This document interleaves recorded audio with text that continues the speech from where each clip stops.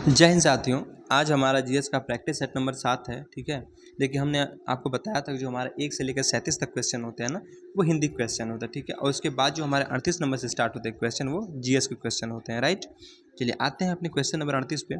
कह रहा वनडे विश्व कप इतिहास में वनडे विश्व कप में भारत की ओर से सबसे ज़्यादा विकेट लेने वाले गेंदबाज हाल ही में कौन बने हैं? तो कौन बने साथियों? वो बने हमारे मोहम्मद शमी। ठीक है, कौन? मोहम्मद शमी, यानी ऑप्शन नंबर सी क्या है? बिल्कुल सही जवाब होगा। ठीक है, तो वनडे विश्व कप इतिहास में भारत की ओर से सबसे ज्यादा विकेट लेने वाले गेंदबाज मोहम्मद शमी बने हैं। ठीक है, क्वेश्चन नंबर 39। क्वेश्चन नंबर 39 कह रहा है कि भारत की पहली पुलिस ड्रोन यूनिट कहाँ स्थापित की गई है? भारत की पहली पुलिस ड्रोन यूनिट कहाँ स्थापित की गई है? ये चेन्नई में की गई है। कहाँ पे? चेन्नई में, यानी ऑप्शन नंबर क्या है? बी बिल्कुल सही जवाब होगा। ठीक है, तो भारत की पहली पुलिस ड्रोन यूनिट चेन्नई यानी तमिलनाडु में स्थापित की गई है। अच्छा, इसका मोटिव क्या है साथियों, किस लिए इसको ठीक है स्थापित किया गया है?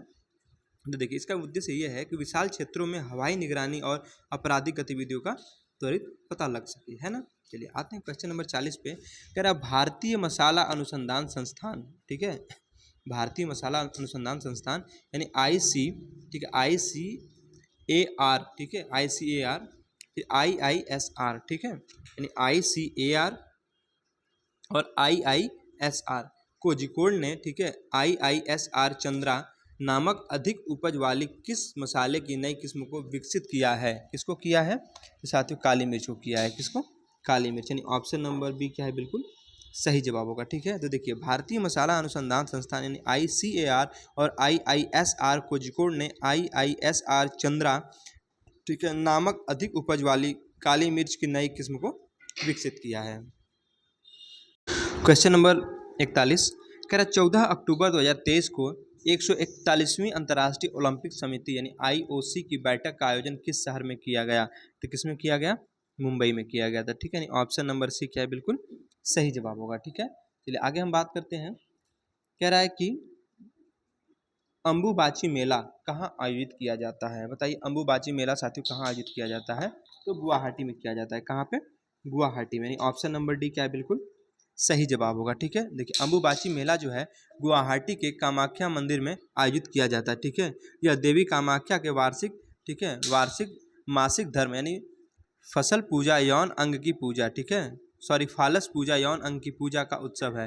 कामाख्या मंदिर ब्रह्मपुत्र नदी के तट पर नीलांचल पहाड़ियों पर स्थित है। कहाँ पर? नीलांचल पहाड़ी पर। यह वास्तुकला की, ठीक है, नीलाचला शैली पर बनाया गया है। क्वेश्चन नंबर 43 कह रहा है फियरलेस गवर्नेंस, ठीक है, फियरलेस गवर्नेंस पुस्तक के लेखक कौन है? तो बताइए फियरलेस गवर्नेंस पुस्तक के लेखक कौन है? तो हमारे किरण बेदी है। कौन? किरण बेदी, यानी ऑप्शन नंबर ए क्या है? बिल्कुल सही जवाब होगा। ठीक है, यानी फियरलेस गवर्नेंस किरण जो है, और फियरलेस गवर्नेंस जो है किरण बेदी द्वारा लिखी गई प्रसिद्ध पुस्तक है। अगर हम बात करें किरण बेदी की कुछ अन्य प्रमुख पुस्तकें कौन कौन सी हैं, देखिए इट्स ऑलवेज पॉसिबल, ठीक है, इट्स ऑलवेज पॉसिबल, और व्हाट वेंट, ठीक है, रॉन्ग एंड वाई, ठीक है, what went wrong and why, और एम्ब्रुएंट ग्रूम। कौन सा? एम्ब्रुएंट ग्रूम। ठीक है, चलिए क्वेश्चन नंबर 44 कह रहा है क्राइस्ट द रिडीमर प्रतिमा किस देश में स्थापित है? ठीक है, क्राइस्ट द रिडीमर प्रतिमा किस देश में स्थापित है? तो किस में साथ हुई है? ब्राज़ील में है। किस में? ब्राज़ील में, यानी ऑप्शन नंबर डी क्या है? बिल्कुल सही जवाब होगा। ठीक है, तो देखिए क्राइस्ट द रिडीमर ब्राज़ील के रियो डी जेनेरियो में स्थापित ईसा मसीह की एक प्रतिमा है। इस प्रतिमा को दुनिया का दूसरा सबसे बड़ा आर्ट स्टैचू माना जाता है। अगर हम बात करें आगे तो क्या यह प्रतिमा अपने 9.5 मीटर आधार सहित 39.6 मीटर यानी 130 फीट लंबी और 28 मीटर यानी 92 फीट चौड़ी है। इसका वजन जो है 635 टन है। कितना है? 635 टन है। ठीक है, क्वेश्चन नंबर 45 कह रहा प्रसिद्ध पर्वतीय पर्यटन स्थल, ठीक है, प्रसिद्ध पर्वतीय पर्यटन स्थल कोडाई कनाल, बताइए कहाँ स्थित है ये? ठीक है, कहाँ पे स्थित है? ये स्थित है साथियों पलनी पर्वत में। कहाँ पे? पलनी पर्वत में, यानी ऑप्शन नंबर सी क्या है? बिल्कुल सही जवाब होगा। ठीक है, चलिए इसके बारे में थोड़ा बात कर लेते हैं। देखिए प्रसिद्ध पर्वतीय स्थल, ठीक है, कोडाई कनाल तमिलनाडु के मदुरई के पास पश्चिमी घाट पर, ठीक है, पलायनी या पलनी पहाड़ियों के लिए जाना जाता है। ठीक है, यानी पश्चिमी घाट जो पर्वत है वहाँ पे। ठीक है, चलिए अगर हम बात करें कि इसके लोकप्रिय रूप से हिल स्टेशन, ठीक है, कौन कौन से हैं, देखिए इसमें या इसे लोकप्रिय रूप से हिल स्टेशन की राजकुमारी के रूप में भी जाना जाता है। किसे? पलनी पर्वत को, है ना। चलिए आगे चलते क्वेश्चन नंबर 46 पे। कह रहा भारत में कितनी भाषाओं को शास्त्रीय भाषाओं का दर्जा प्राप्त है? कितनी को है? 6 को, है ना। ऑप्शन नंबर डी बिल्कुल सही जवाब होगा। पूछा क्या था आपसे कि भारत में कितनी भाषाओं को शास्त्रीय भाषाओं का दर्जा प्राप्त है? तो 6 भाषाओं को है, ठीक है। चलिए आपको बताते हैं, देखिए पहला तमिल 2004 में, संस्कृत 2005, कन्नड़ 2008, तेलुगु 2008, मलयालम 2013 और उड़िया 2014 में, राइट। चलिए आते हैं अगले क्वेश्चन पे। क्वेश्चन नंबर 46 कहता है मिजोरम की राजधानी कौन सी है? बताइए मिजोरम की राजधानी कौन सी है? तो मिजोरम की राजधानी साथियों आइजोल है। क्या है? आइजोल, ठीक है। आइए मिजोरम के बारे में कुछ बात कर लेते हैं। देखिए मिजोरम की जो राजधानी आइजोल है, ठीक है, चेराव नृत्य मिजोरम का पारंपरिक लोक नृत्य है। तो पूछे कि मिजोरम का लोक नृत्य क्या है? तो चेराव नृत्य है, ठीक है। अब मिजो जो है भाषा मिजोरम की प्रमुख भाषा है। अगर पूछ दे कि मिजोरम की जो प्रमुख भाषा है उसका क्या नाम है, तो उसको साथियों नाम है मिजो भाषा, ठीक है। यानी उसको हम क्या कहते हैं? मिजो भाषा कहते हैं, ठीक है। इसे लुसाई भी कहते हैं, किसको? मिजो भाषा को। हम बात करें अगर मिजोरम के गठन की, देखिए मिजोरम राज्य का जो गठन है ना, ये 20 फरवरी 1987 को हुआ था, राइट। आगे हम बात करते हैं जो रायपुर है वो छत्तीसगढ़ की राजधानी है। किसकी है? छत्तीसगढ़ की राजधानी। और गंगटोक किसकी राजधानी है? सिक्किम की राजधानी है। और दिसपुर साथियों असम की राजधानी है ना। चलिए आगे चलते क्वेश्चन नंबर 48 पे। कह रहा निम्नलिखित में से कौन ऑस्कर पुरस्कार पाने वाले पहले भारतीय हैं? ठीक है, पहले भारतीय कौन है? तो भानु अथैया हैं। कौन? भानु अथैया, यानी ऑप्शन नंबर ए हमारा बिल्कुल सही जवाब होगा, ठीक है। तो भानु अथैया जो कि ऑस्कर पुरस्कार पाने वाले, ठीक है, पहले भारतीय, इन्होंने 100 से अधिक फिल्मों में एक कॉस्ट्यूम डिजाइनर के रूप में कार्य किया है और 1983 में फिल्म गांधी के लिए ऑस्कर पुरस्कार जीता, राइट।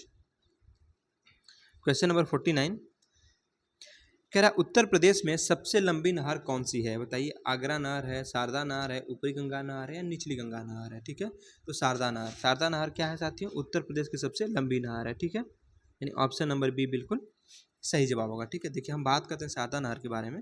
देखिए शारदा नहर जो कि उत्तर प्रदेश की सबसे लंबी नहर प्रणाली है, ठीक है। अगर जिसके निर्माण की बात करें तो इसका निर्माण जो है ना 1920 से लेकर 1928 के मध्य हुआ था, ठीक है। आगे हम बात करते हैं कि यह जो नहर है उत्तर प्रदेश, उत्तराखंड एवं नेपाल सीमा पर स्थित, ठीक है, बनवासा नामक स्थान पर शारदा यानी काली अथवा महाकाली नदी से निकलती है। किससे? काली अथवा महाकाली नदी से, ठीक है। इस नहर द्वारा उत्तर प्रदेश के पीलीभीत, बरेली, शाहजहांपुर, लखीमपुर खीरी, हरदोई, सीतापुर, बाराबंकी, लखनऊ, उन्नाव, रायबरेली, सुल्तानपुर, प्रतापगढ़, ठीक है, प्रयागराज यानी जिसे पहले इलाहाबाद के नाम से जानते थे, इत्यादि जिलों में सिंचाई की जाती है, ठीक है। तो कौन कौन से इससे जिले लाभान्वित थे एक बार फिर से देख लीजिए। उत्तर प्रदेश के भाई संदर्भ में यूपी जी के क्वेश्चन है तो समझिए इस चीज़ को, है ना। तो देखिए कौन कौन से हैं जिले, तो पीलीभीत, बरेली, शाहजहांपुर, लखीमपुर खीरी, बाराबंकी, हरदोई, सीतापुर, लखनऊ, उन्नाव, फिर रायबरेली, सुल्तानपुर, प्रतापगढ़, प्रयागराज, ठीक है। इन जिलों से क्या, अरे इससे क्या है, ये लाभान्वित जिले हैं, ठीक है। मतलब इस नहर से इन जिलों को क्या होता है? लाभ होता है, ठीक है। क्वेश्चन नंबर 50 की बात करते हैं। कर वाराणसी के काशी विश्वनाथ मंदिर का निर्माण बताइए किसके द्वारा किया गया था? तो वाराणसी में जो हमारे काशी विश्वनाथ की जो मंदिर है वो किसके द्वारा उसका निर्माण किया गया था? तो रानी अहिल्याबाई के द्वारा। किसके द्वारा? रानी अहिल्याबाई के द्वारा, ठीक है। तो रानी अहिल्याबाई ने वाराणसी के वर्तमान, ठीक है, काशी विश्वनाथ मंदिर का निर्माण कराया था। काशी विश्वनाथ मंदिर भगवान शिव को समर्पित एक क्या है? प्रसिद्ध हिंदू मंदिर है, ठीक है। चलिए क्वेश्चन नंबर 51 कह निम्नलिखित में से कौन सा सही सुमेलित नहीं है? ठीक है। उत्तर प्रदेश का सबसे पुराना विश्वविद्यालय इलाहाबाद विश्वविद्यालय है, या नौचंदी मेला मेरठ में लगता है, भारत कला भवन वाराणसी में है, या चौरसिया नृत्य मुरादाबाद में होता है, ठीक है। तो पूछा क्या इसने कि कौन सा सही सुमेलित नहीं है, मतलब 3 तो सही है और 1 गलत है, ठीक है। तो देखिए उत्तर प्रदेश का सबसे पुराना जो विश्वविद्यालय साथियों इलाहाबाद विश्वविद्यालय बिल्कुल सही है, ठीक है। नौचंदी मेला मेरठ में लगता है जो कि हिंदू और मुस्लिम की एकता का प्रतीक है। भारत कला भवन वाराणसी में है, बिल्कुल सही। लेकिन चौरसिया नृत्य साथियों मुरादाबाद में नहीं होता है, ठीक है। यही हमारा क्या ऑप्शन गलत है। और आपसे गलत ही पूछा था तो ऑप्शन हमारा डी क्या हो जाएगा? इसका सही जवाब हो जाएगा, ठीक है। आइए हम जान लेते हैं इसके बारे में। देखिए जो चौरसिया नृत्य है ना वो मुरादाबाद का नृत्य नहीं है, बल्कि यह कहाँ का है? जौनपुर के कहारों द्वारा किया जाता है, ठीक है। जौनपुर के कहारों द्वारा किया जाता है, ठीक है। तो चौरसिया नृत्य कहाँ का है? जौनपुर का है, ठीक है। चलिए क्वेश्चन नंबर 52 कह रहा उत्तर प्रदेश के किस जनपद में लाल मिट्टी पाई जाती है? बताइए। आगरा और मथुरा में, एटा तथा मैनपुरी में, मिर्जापुर तथा झांसी में, या सीतापुर तथा बाराबंकी में? तो मिर्जापुर और झांसी में, ठीक है। मिर्जापुर और झांसी में क्या होता है साथियों कि यहाँ पे लाल मिट्टी पाई जाती है। ठीक है, देखिए हम बात करें लाल मिट्टी की, तो लाल मिट्टी साथियों मुख्यतः उत्तर प्रदेश के बुंदेलखंड क्षेत्र के झांसी और मिर्जापुर जिलों में पाई जाती है। ठीक, अगर हम बात करें लाल मिट्टी की, तो देखिए लाल मिट्टी इन जिलों के ऊपरी पठारी भागों में पाई जाती है। यह दो प्रकार की होती है, कौन सी, परवा और रक्कर। तो लाल मिट्टी कितने प्रकार की होती है, दो प्रकार की होती है, एक होती है परवा और दूसरी होती है रक्कर। परवा जो होती है साथियों, ये हल्की बलुई, ठीक है, परवा क्या होती है, हल्की बलुई अथवा बलुई चिकनी होती है, जबकि रक्कर जो होती है ना, ये अपक्षरित मिट्टी होती है। कैसी होती है, अपक्षरित मिट्टी होती है। राइट, चलिए क्वेश्चन नंबर 53 देखिए, निम्नलिखित में से कौन सा उत्तर प्रदेश का राजकीय पुष्प है। अभी कल के प्रैक्टिस सेट में हमने बताया था ना, राजकीय पुष्प, राजकीय फल, ठीक है, और राजकीय मतलब सब कुछ बताया था, राजकीय खेल क्या है यूपी का अपना। तो क्या पूछा आपसे कि निम्नलिखित में से कौन सा उत्तर प्रदेश का राजकीय पुष्प है, तो पलाश है, गुलाब है, चंपा है या नीलकमल है साथियों, तो पलाश या टेसू है, यानी ऑप्शन नंबर ए क्या है, बिल्कुल सही जवाब होगा। ठीक है, अच्छा आइए हम फिर से एक बार देख लेते हैं। देखिए अगर पूछ दे कि उत्तर प्रदेश के संदर्भ में कि उत्तर प्रदेश का राजकीय पशु क्या है, तो बारहसिंघा है। क्या है, बारहसिंघा ना। राजकीय पक्षी पूछे तो सारस अथवा क्रोंच है। राजकीय वृक्ष अशोक है। राजकीय पुष्प पलाश है। राजकीय खेल हॉकी है। और राजकीय चिन्ह हमने कल ही आपको बताया था कि एक वृत्त में दो मछली और एक तीर धनुष। ठीक है, तो राजकीय पशु बारहसिंघा, राजकीय पक्षी सारस अथवा क्रोंच, राजकीय वृक्ष अशोक, राजकीय पुष्प पलाश या टेसू, राजकीय खेल हॉकी और राजकीय चिन्ह क्या है कि एक वृत्त में दो मछली और एक तीर धनुष। राइट, चलिए आते हैं अपने क्वेश्चन नंबर 54 पे। कह रहा सूची 1 एवं सूची 2 को सुमेलित कीजिए तथा नीचे दिए गए कूट से सही उत्तर चुनिए। देवी पाटन मेला कहाँ लगता है बताइए। ठीक है, बटेश्वर पशु मेला कहाँ लगता है, ददरी पशु मेला कहाँ लगता है और तिगरी मेला कहाँ लगता है। ठीक है, ये यूपी के कुछ मेले हैं, इनके बारे में बताना है। देखिए जो देवी पाटन मेला है साथियों, ये बलरामपुर में लगता है। कहाँ पे, बलरामपुर में। मतलब ए का क्या हो गया हमारा, ए का तो 3 हो गया। अब बी का क्या होगा, अब बटेश्वर पशु मेला ये साथियों आगरा में लगता है। कहाँ पे लगता है, आगरा में, यानी बी का 1 हो गया। ददरी पशु मेला ये बलिया में लगता है। ठीक है, जो कि पशु मेला है एक, यानी सी का हमारा 4 हो गया। ठीक है, और उसके बाद जो बचा तिगरी मेला। ठीक है, तिगरी मेला कहाँ लगता है, ये अमरोहा में लगता है। ठीक है, अमरोहा में, यानी 3142 हमारा इसका सही जवाब होगा। जिस ऑप्शन में 3, 1, 4, 2 का वो ऑप्शन हमारा सही होगा। ठीक है, तो उसके ऑप्शन साथियों यहाँ पे दिए गए हैं। तो 3142 देखिए ऑप्शन नंबर डी में है। ठीक है, यानी ऑप्शन नंबर डी क्या बिल्कुल सही सुमेलित है। हमने क्या बताया आपको, देवी पाटन मेला बलरामपुर में, बटेश्वर पशु मेला आगरा में, ददरी पशु मेला बलिया में और तिगरी मेला अमरोहा में लगता है। ठीक है, चलिए आगे हम बात करते हैं क्वेश्चन नंबर 55 की। कह रहा है जीएसटी कितने प्रकार की होती है, बताइए जीएसटी कितने प्रकार की होती है। सबसे पहली बात ये साथियों कि जीएसटी का फुल फॉर्म बहुत ज़्यादा पूछा जाता है। तो जीएसटी का फुल फॉर्म क्या होता है, गुड्स एंड सर्विस टैक्स होता है। ठीक है, गुड्स एंड सर्विस टैक्स। अच्छा ये कितने प्रकार के साथियों, तो जो हमारी जीएसटी होती है ना, ये 4 प्रकार की होती है। कितने प्रकार की होती है, 4 प्रकार की। एक होता है साथियों आपका CGST, ठीक है, एक होता है CGST, एक होता है SGST, ठीक है, एक होता है SGST और एक होता है साथियों IGST और एक होता है UTGST। ठीक है, कौन सा, UTGST। 4 हुआ ना, एक होता है CGST, एक होता है SGST, एक होता है IGST और एक होता है UTGST, है ना। चलिए अगर हम बात करें जो CGST है साथियों, तो ये होता है केंद्रीय वस्तु एवं सेवा कर। ठीक है, CGST मतलब केंद्रीय वस्तु एवं सेवा कर और SGST मतलब ये राज्य के संदर्भ में आएगा, यानी स्टेट के संदर्भ में तो होगा राज्य वस्तु एवं सेवा कर। ठीक है, C फॉर सेंट्रल, सेंट्रल मतलब केंद्र, S फॉर स्टेट, स्टेट मतलब राज्य। ठीक है, और IGST, ठीक है, यानी एकीकृत वस्तु एवं सेवा कर होता है। और UT मतलब साथियों UTGST क्या होता है कि केंद्र शासित प्रदेश वस्तु एवं सेवा कर। UT मतलब यूनियन टेरिटरीज मतलब केंद्र शासित प्रदेश। ठीक है, चलिए आगे हम बात करते हैं क्वेश्चन नंबर 56 की। कह रहा निम्नलिखित में से क्या भारत में नीली क्रांति से संबंधित है। नीली क्रांति से बताइए क्या संबंधित है साथियों। तो नीली क्रांति से हमारी मत्स्य पालन। ठीक है, मत्स्य पालन यानी ऑप्शन नंबर सी बिल्कुल सही जवाब होगा। ठीक है, आइए कुछ हम क्रांति के बारे में देख लेते हैं। देखिए अगर आपसे पूछ दे कि भारत में नीली क्रांति, ठीक है, इससे ये किससे संबंधित है, यानी जो हमारे ब्लू रिवोल्यूशन होती है ये साथ ही ये मत्स्य पालन से संबंधित है। अच्छा पूछ दे आपसे कि हरित क्रांति तो खाद्य उत्पादन से संबंधित है। ठीक है, श्वेत क्रांति दुग्ध उत्पादन से संबंधित है। पीली क्रांति तिलहन से, ठीक है, तिलहन उत्पादन संबंधित है। और लाल क्रांति जो है साथियों ये मांस और टमाटर, ठीक है, इन दोनों के उत्पादन से संबंधित है। एक बार फिर से देख लीजिए, नीली क्रांति मत्स्य पालन, हरित क्रांति खाद्य उत्पादन, ठीक है, खाद्य, और श्वेत क्रांति दुग्ध उत्पादन, पीली क्रांति तिलहन उत्पादन, लाल क्रांति मांस या टमाटर उत्पादन। राइट, क्वेश्चन नंबर 57 की बात करते हैं। निम्नलिखित ग्रहों में से कौन से ग्रह बिना उपग्रह के हैं। बिना उपग्रह के कौन से ग्रह हैं साथियों? तो बुध और शुक्र, ठीक है, बुध और शुक्र कहाँ दिया है? ऑप्शन नंबर सी में, ठीक है, बुध और शुक्र। देखिए बुध तथा शुक्र ग्रह के कोई भी सैटेलाइट यानी कोई भी उपग्रह नहीं है, ठीक है। अगर हम बात करें बुध की तो सूर्य के सबसे समीप का ग्रह है, ठीक है, बुध क्या है? सूर्य के सबसे नजदीक है। तथा शुक्र की बात करें साथियों तो शुक्र जो है ना पृथ्वी के सबसे समीप है, ठीक है। पूछा जाता है बहुत बार कि पृथ्वी के सबसे समीप वाला ग्रह कौन सा है? तो शुक्र है, ठीक है। और सांझ एवं भोर का तारा भी इसी को कहते हैं, किसको? शुक्र को, ठीक है। चलिए आते हैं क्वेश्चन नंबर 58 पे। कह निम्नलिखित में से कौन सा कायांतरित चट्टान का उदाहरण नहीं है? ठीक है, क्या पूछा? उदाहरण नहीं है। तो ग्रेनाइट जो है साथियों ये कायांतरित चट्टान का उदाहरण नहीं है, ठीक है। चलिए अगर हम बात करें चट्टान के बारे में, देखिए जो ग्रेनाइट है ना, ये आग्नेय चट्टान का उदाहरण है। किसका है? आग्नेय चट्टान का। यहाँ क्या पूछा था आपसे? कायांतरित चट्टान। तो कायांतरित चट्टान का उदाहरण साथी क्वार्टजाइट, नीस और संगमरमर, ये तीनों है, लेकिन ग्रेनाइट नहीं है। ग्रेनाइट किसका है? तो ग्रेनाइट जो है साथियों ये हमारा आग्नेय चट्टान का उदाहरण, ठीक है। अच्छा हम बात करते हैं आग्नेय चट्टान के अन्य कौन कौन से उदाहरण, जैसे गैब्रो होता है, ठीक है, फिर पेरिडोटाइट्स होता है, फिर डायोराइट्स होता है, ये सब किसके? आग्नेय चट्टान के उदाहरण है। अच्छा कायांतरित चट्टान के उदाहरण देख लीजिए, क्वार्टजाइट होता है, नीस होता है और संगमरमर होता है, ठीक है। ये किसके हैं?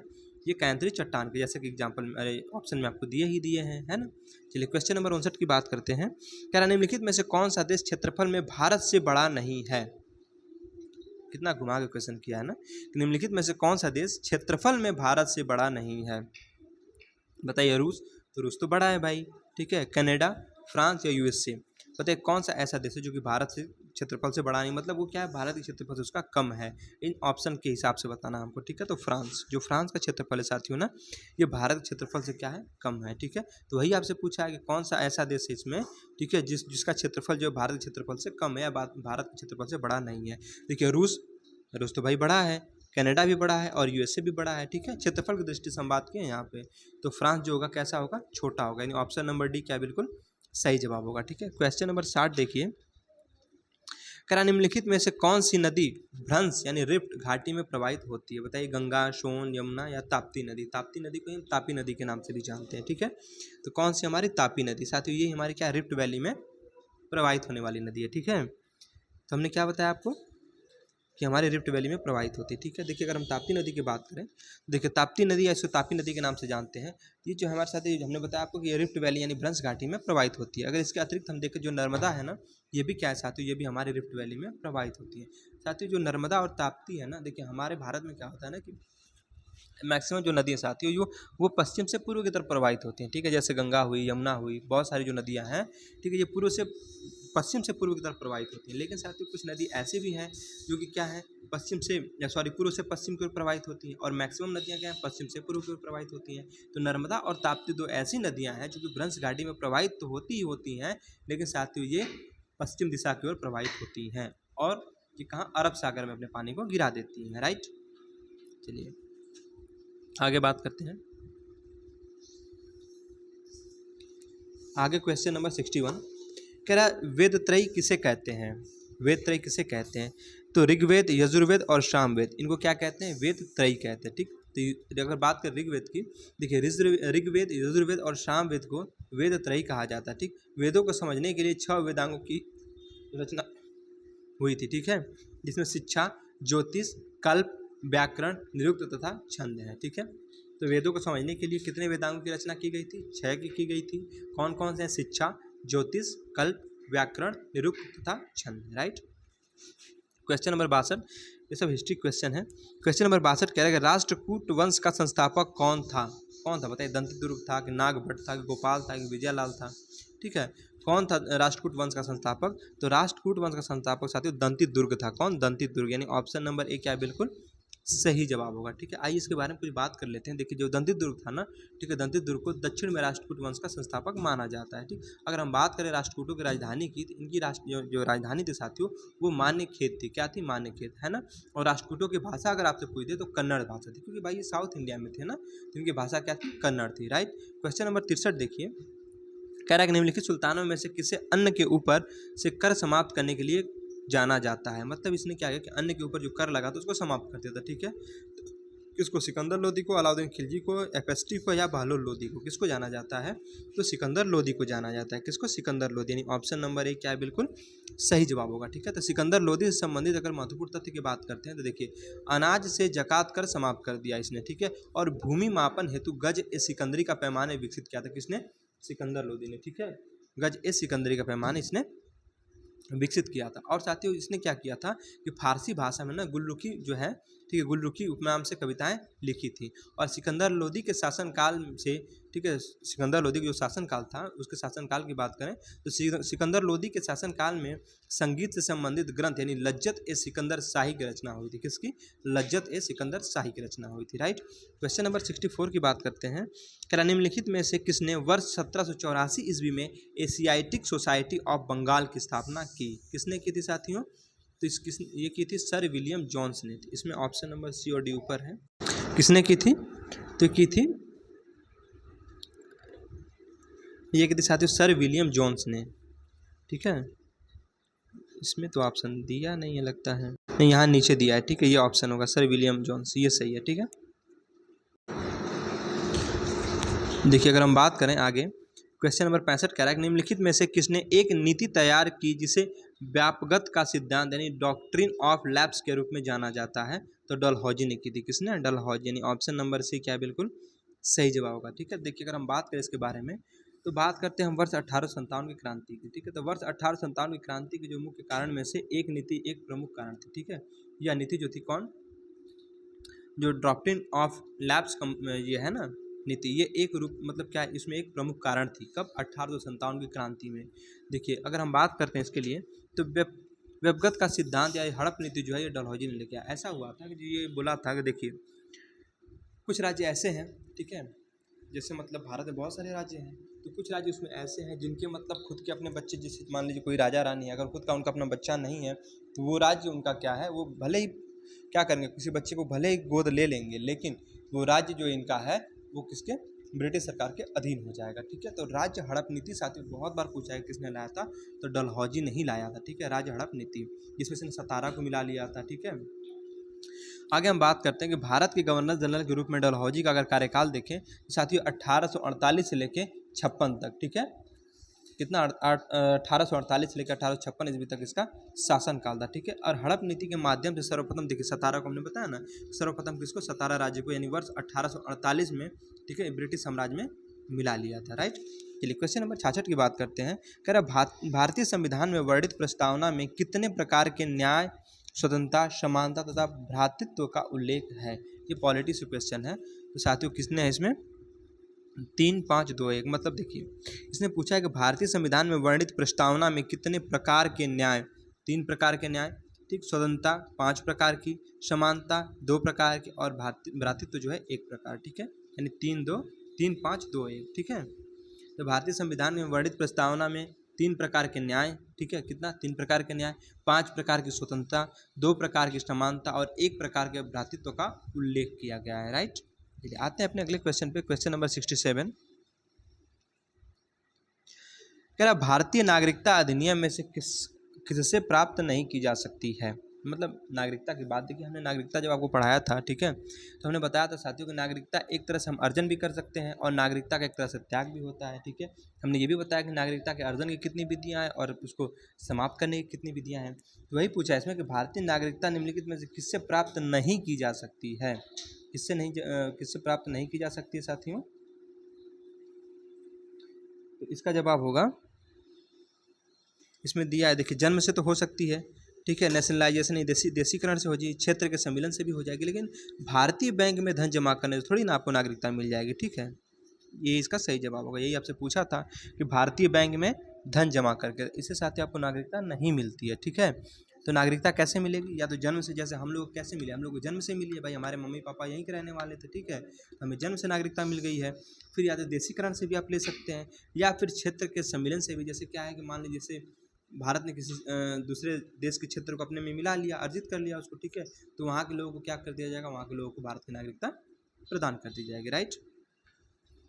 चलिए देखिए अगर हम बात करें साथियों तो भारत में नागरिकता जो है 5 प्रकार से, हमने बताया था आपको कि भारत में जो नागरिकता है ना वो 5 प्रकार से इसको हम क्या कर सकते हैं, प्राप्त कर सकते हैं, ठीक है। और 3 प्रकार से भारत की नागरिकता को आपसे छीना जा सकता है या उसको आप त्याग भी कर सकते हैं। कैसे, देखिए पहला है कि अर्जन कैसे होगा, 5 प्रकार से होगा भारत की नागरिकता का। जन्म से, जैसे हम लोग क्या है, जन्म से भारत के नागरिक है ना।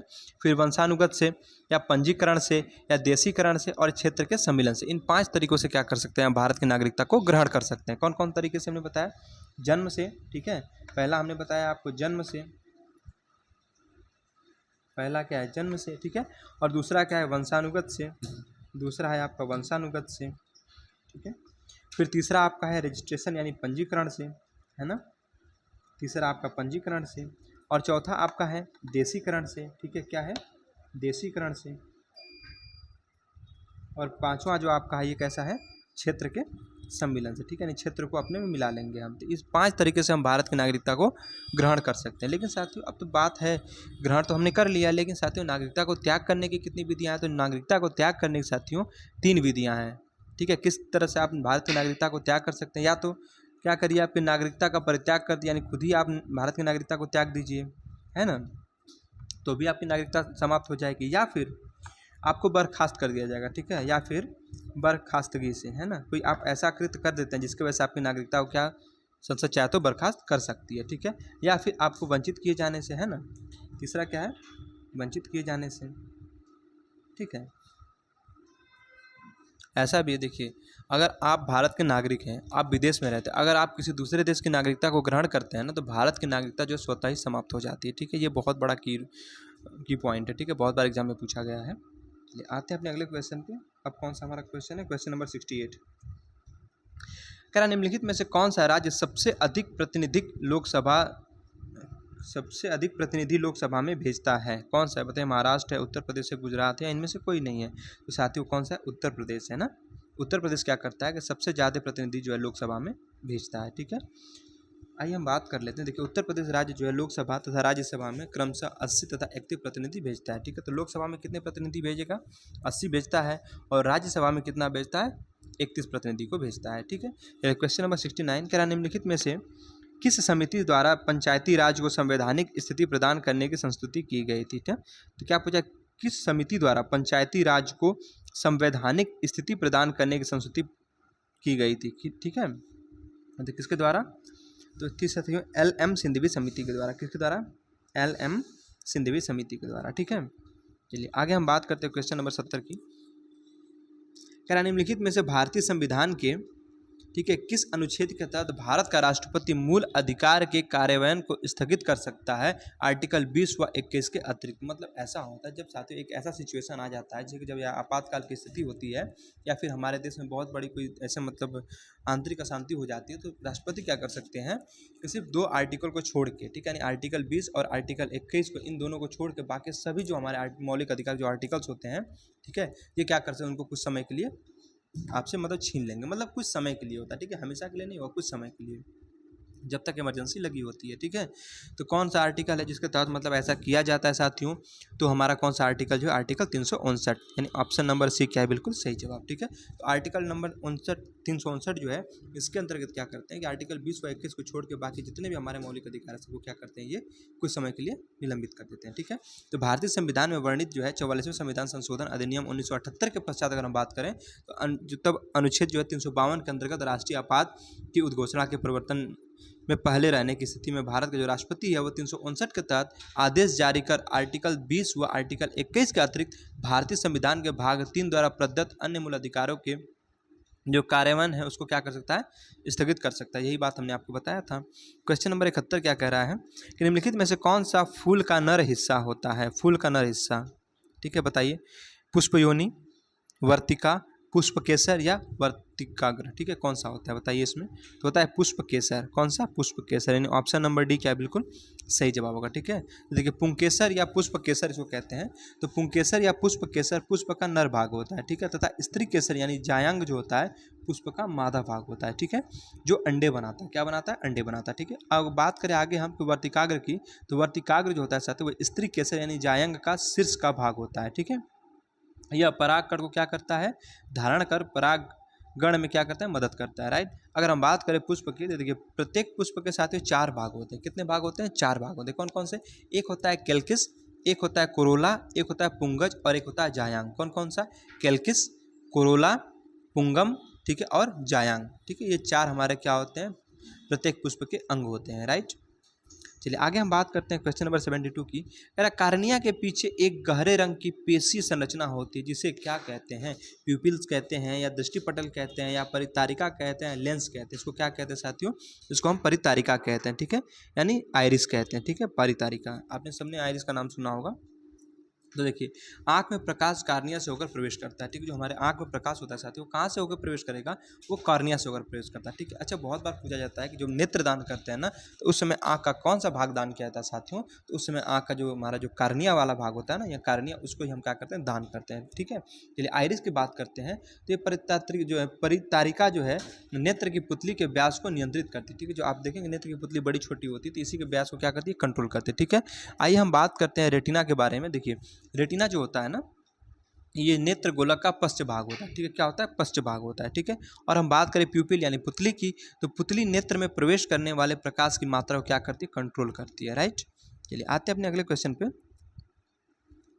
क्वेश्चन नंबर 73 क्या कहता है कि भूकंप के दौरान कंपन को मापने के लिए किस यंत्र का उपयोग किया जाता है? बताइए, रिक्टर मापक्रम या फिर मर्कैली मापक्रम या हाइग्रोमीटर या सिस्मोग्राफ?